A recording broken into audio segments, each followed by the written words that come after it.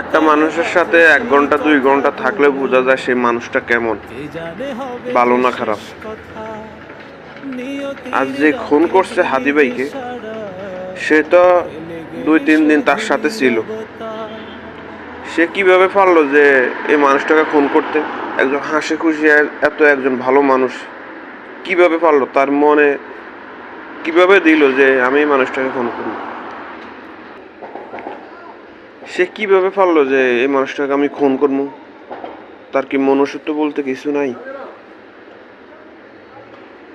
যাক, এই খুনিকে সরকার যত তাড়াতাড়ি সম্ভব দেশে ফিরিয়ে তাকে ফাঁসির রায় কার্যক্রম করা হোক, এবং কি তাকে যে যে হেল্প করছে তার ফ্যামিলি বলেন, তার ভাই বেড়াদার বন্ধু বান্ধব বলেন, সবাইকে ফাঁসিতে ঝুলিয়ে মৃত্যুদণ্ড দেওয়া হোক জনগণের সামনে।